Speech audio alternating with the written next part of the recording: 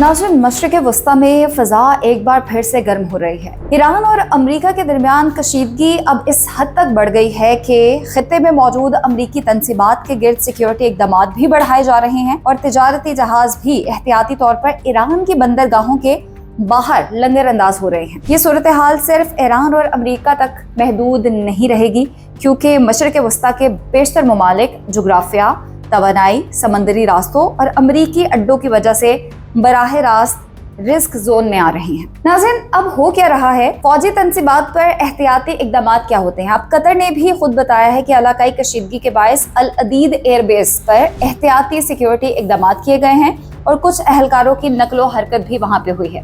अब अल अदीद एयरबेस जो है वो कतर के अंदर एक फौजी अड्डा है, जो कि अमेरिका का सबसे बड़ा मशरिक़ वस्ता में फौजी अड्डा माना जाता है। अब समंदरी तिजारत की बात करें तो उसमें भी गैर मामूली बेचैनी सी कैफियत पैदा हुई है। रिपोर्ट्स के मुताबिक कशीदगी बढ़ने पर दर्जनों तिजारती जहाज, खास तौर पर ऑयल टैंकर्स, ईरान की अहम बंदरगाहों के करीब पोर्ट लिमिट से बाहर रुकने लगे हैं। ये आमतौर पर इस खदशे की अलामत भी समझा जा रहा है कि अगर हालात बिगड़ते हैं तो बंदरगाही इंफ्रास्ट्रक्चर या शिपिंग रूट्स खतरे में पड़ सकते हैं। अब ये डेली न्यूज़ तो आती है, लेकिन ईरान और अमेरिका की असल तनाज़े की वजह क्या है वो मैं अब आपको बताने लगी हूँ। ईरान और अमेरिका के दरमियान तनाव कोई एक वाक़या का नतीजा नहीं है नाज़रीन। हमने 2025 में भी इसी तरह का एक तनाज़ा देखा था, जब इजराइल की जानिब से ईरान की फौजी तंसीबात पर हमला किया गया था और अमेरिका ने उसको बैक किया था और 12 अमेरिका की जानिब से ईरान को धमकियाँ दी जा चुकी हैं।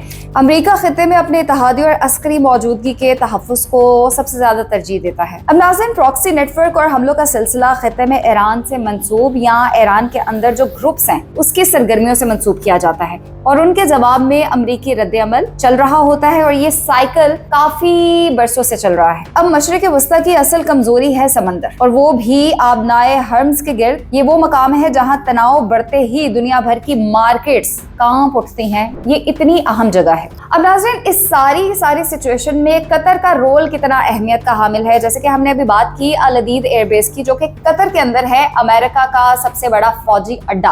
अब कतर भी इसमें दो तरह से रोल प्ले करा है। और दूसरी वजह यह है कि कतर की खारिजा पॉलिसी की एक पहचान ये रही है कि वो मुख्तलिफ फरीकों के साथ बातचीत के चैनल्स खुले रखता है।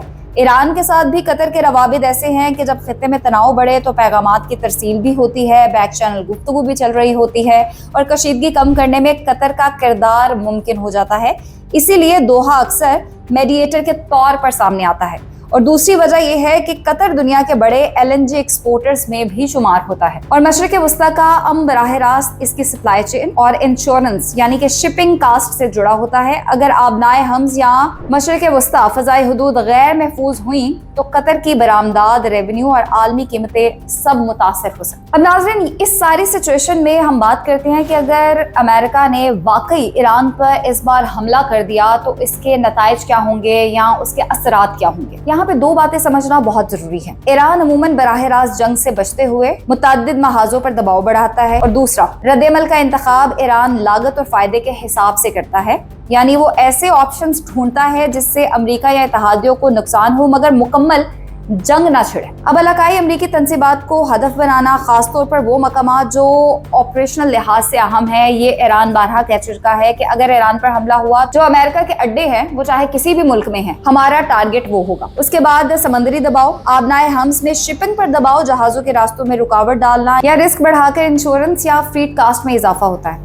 इसी तरह आप साइबर या हाइब्रिड इक़दामात की बात करें तो मालियाती, एनर्जी, लॉजिस्टिक नेटवर्क्स पर साइबर दबाव बढ़ाना और फिर प्रॉक्सी फ्रंट्स यानी कि इराक, शाम, यमन या दीगर महाजों पर हमलों का बढ़ जाना, जिससे मशरिक़ वस्ता और बैन-अल-अक़वामी तिजारत मुतासर होती है। ये टारगेट होते हैं ईरान के, या वो इन ऑप्शंस पे गौर कर रहा होता है। अब नाज़रीन, ये बहरान या ये तनाव सिर्फ दो मुल्कों की लड़ाई नहीं है, बल्कि दुनिया पे असर पड़ेगा और अगर पूरे मशरिक़ वस्ता की बात की जाए तो वो हिल के रह जाएगा। अब सऊदी अरब ने तो ये ऐलान कर दिया है कि उसकी सरजमीन जो है वो किसी भी किस्म के फौजी महाजों के लिए ईरान इस्तेमाल नहीं कर सकता है और अब इस दौड़ के अंदर शायद मशरिक़ वस्ता और बाकी ममालिक जो हैं वो भी शायद शामिल हो जाएं। अब देखना ये है कि ये तनाव किस कदर बढ़ता है और आज का दिन बहुत ज़्यादा अहमियत का हामिल है, क्योंकि अमेरिका की जानिब से, डोनाल्ड ट्रंप की जानिब से कोई अहम ऐलान सामने आएगा, क्योंकि वो मुख्तलिफ ऑप्शंस पर गौर कर रहा है कि ईरान को या तो हमला करना है या उससे बात करनी है। तो आज का दिन बहुत ज़्यादा